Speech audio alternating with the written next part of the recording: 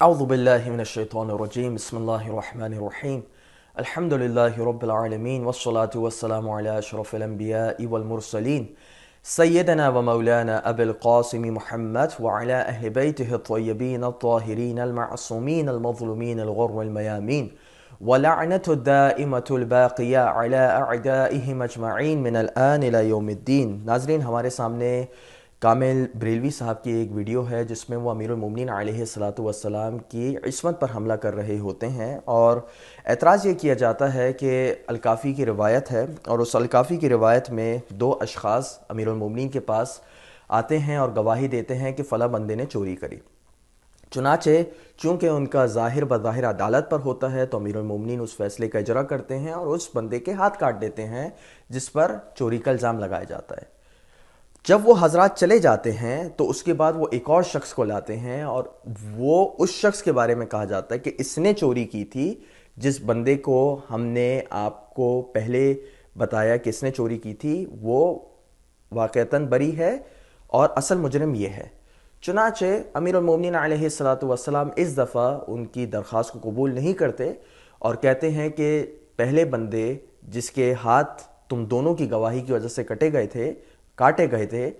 تو تم لوگ اس کی دیت دو گے، اور دوسرے شخص پر جو الزام لگایا جاتا ہے اس پر حد جاری نہیں کی جاتی، کیونکہ ان کی عدالت ہی مشکوک ہو جاتی ہے یا ان کا ضبط مشکوک ہو جاتا ہے. اس وجہ سے اس پر الزام لگایا گیا کہ دیکھیں امیر المومنین نے غلط فیصلہ کیا اور غلط بندے کے ہاتھ کاٹے. تو ناظرین محترم، کہتے ہیں کہ مولا علی کرم اللہ تعالی وجہ الکریم جو بالاتفاق ان کے عقیدے کے مطابق نبی پاک صلی اللہ تعالیٰ علیہ وسلم کے بعد سب سے بڑے معصوم ہیں، معصوم عن الخطا. اور ان کا عقیدہ جو میں نے جیسے بیان کیا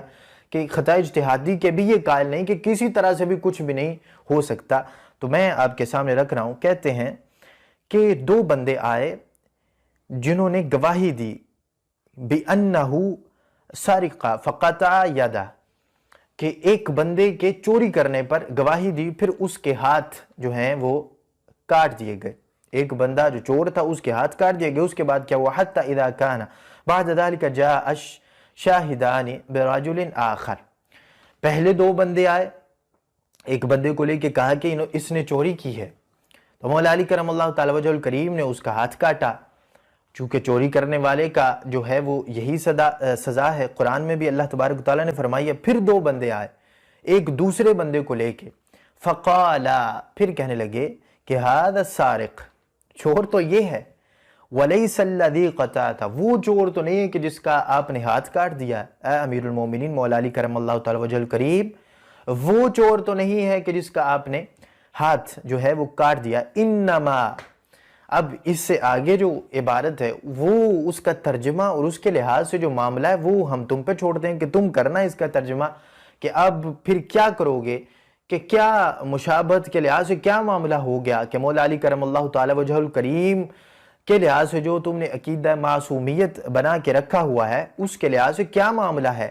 کہ چور کوئی اور ہے، ہاتھ کسی اور کے کاٹ دیے گئے ہیں. اس کے بعد دو لوگ آئے اور انہوں نے تو وہ سارا معاملہ، تو اس لحاظ سے عقیدہ معصومیت کہاں گیا اب تمہارا؟ بات ذہن میں رکھیے کہ جب قضاوت کی جاتی ہے، جب فیصلہ دیا جاتا ہے تو ظاہر بظاہر پہ دیا جاتا ہے، یعنی ظاہراً جو سرکمسٹینشل ایویڈنس ہوں گے، جو دیگر ایویڈنس آپ کے سامنے پیش کیے جائیں گے،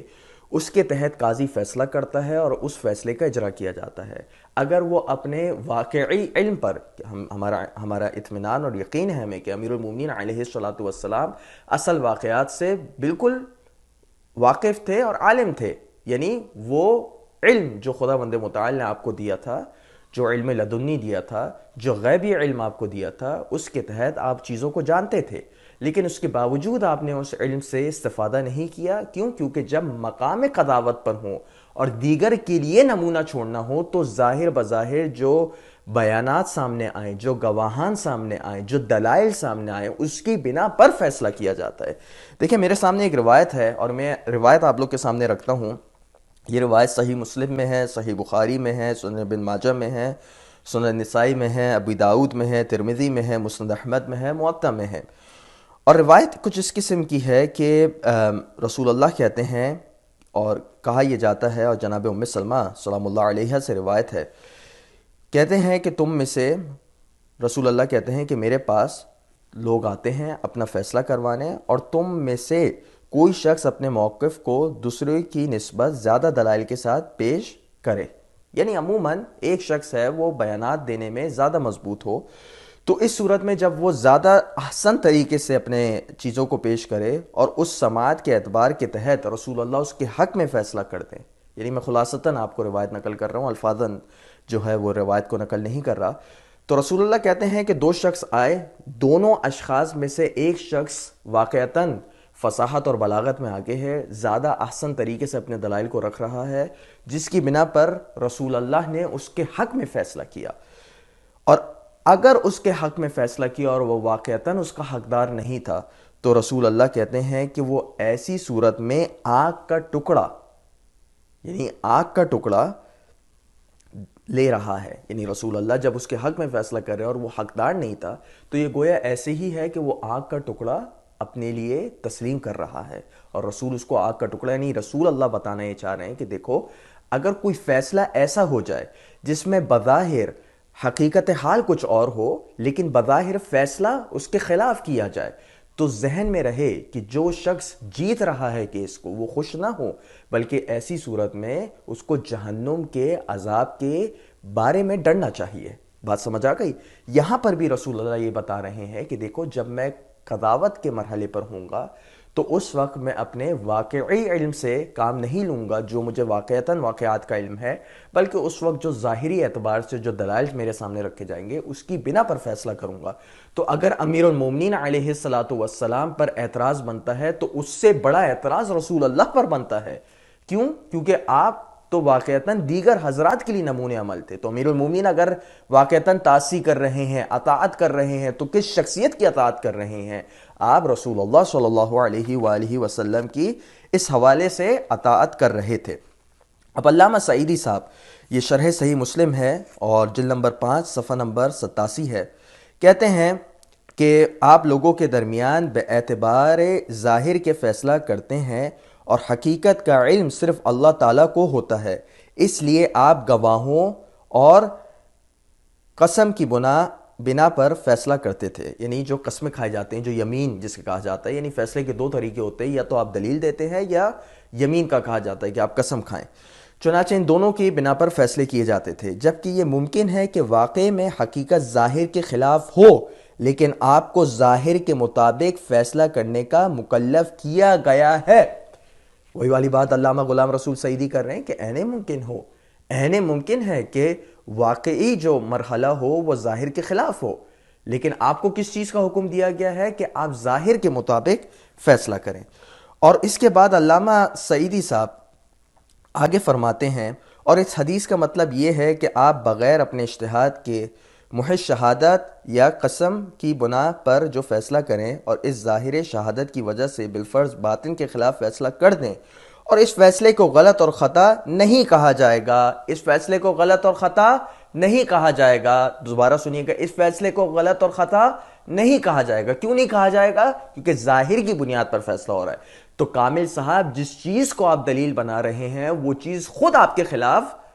پلٹ جاتی ہے، یعنی امیر المومنین کی یہ خطا نہیں تھی بلکہ یہ امیر المومنین کا عین حق کا فیصلہ تھا جو آپ نے ظاہری دلائل کی بنیاد پر کیا۔ اور آگے چلتے ہیں، اور اس فیصلے کو غلط اور خطا نہیں کہا جائے گا بلکہ آپ کو جس بنیاد پر فیصلہ کرنے کا مکلف کیا گیا ہے وہ شہادت یا قسم ہے، اور اس لحاظ سے یہ فیصلہ صحیح ہے، اور اگر گواہوں نے جھوٹی گواہی دی تو یہ ان کا گناہ ہے، فیصلے میں کوئی قصور نہیں ہے۔ بات بالکل واضح ہو گئی، میرے سامعین جو سننے والے ہیں ان کے لیے بھی بات بہت زیادہ آسان ہو گئی ہوگی کہ یہ امیر المومنین کی غلطی نہیں تھی بلکہ خود اہل سنت فقہ میں بھی رسول اللہ یہ کہتے ہوئے نظر آتے ہیں، اور اہل سنت کے احادیثی تراث میں بھی یہ روایت موجود ہے اور خود ان کے فقہا کا بھی کلام ہے۔ علامہ علاء الدین حنفی اپنی کتاب اس میں لکھتے ہیں، کتاب الشہادات میں، یہ کتاب کا نام ہے قرۃ عیون الاخیار، جلد نمبر 1 صفحہ نمبر 133 ہے، کہتے ہیں کہ ان القاضی لیس له ان یقضی بعلمہ وہو المفتبہ، کہ قاضی کے لیے جائز نہیں ان یقضی بعلمہ، کہ اپنے علم کی بنیاد پر فیصلہ کرے، یعنی اپنے علم جو اس کے واقعتاً حقیقت حال کا اس کو علم ہے کہ اس نے یہ کیا ہوگا اس پر فیصلہ نہ کرے، بلکہ کس چیز پر فیصلہ کرے؟ جو ظاہری دلائل دیے جا رہے ہوں فقط اور فقط اس پر فیصلہ کرے۔ وَهُوَ الْمُفْتَبِعُ، اور یہی مفتبع فتویٰ ہے، یعنی اس بارے میں اختلاف رائے بہرحال موجود ہے، لیکن مفتبع فتویٰ کیا ہے؟ یہ اہل سنت منطق کے تحت میں بات کر رہا ہوں۔ تشیع کے تحت کیا چیزیں ہیں، کب کیا مرحلہ اختیار کیا جائے گا، یہ ایک الگ بحث ہے جس میں جانا نہیں چاہتا۔ اسی طریقے سے یہ والی بات جو ہے وہ دیگر فقہی کتابوں میں بھی موجود ہے۔ الخرقی ہو گئی صفحہ نمبر 154، اور یہ طبع دار الصحابہ ہے، اس میں بھی یہ ہے وَلَا يَحْكُمُ الْحَاكِمُ بِعِلْمِهِ، کہ حاکم جو ہے یا قاضی جو ہے وہ اپنے علم کی بنیاد پر فیصلہ نہیں کرے گا، بلکہ اس کی جو فیصلے کی بنیاد ہوگی وہ کیا چیز ہوگی؟ وہ فقط اور فقط جو ظاہری دلائل دیے جا رہے ہیں، جو گواہان موجود ہیں، جو قسمیں کھائی جا رہی ہیں، اس کے تحت فیصلہ کیا جائے گا۔ چنانچہ یہ جتنا بھی پروپیگنڈا امیر المومنین کے خلاف سید کامل صاحب نے کرنے کی کوشش کری، سید بہرحال اپنے آپ کو یہ کہتے ہیں، کامل صاحب نے کوشش کری کہ وہ امیر المومنین علیہ الصلاۃ والسلام کی عصمت پر حملہ کریں اور اس چیز کو مانع عصمت قرار دیں، تو واقعتاً ان کی یہ دلیل کافی کمزور تھی، اور ہمارے جو دلائل ہیں وہ یقیناً اس بارے میں فیصلہ کرنے کے لیے کافی ہیں۔ وصلی اللہ علی محمد وآلہ الطاہرین۔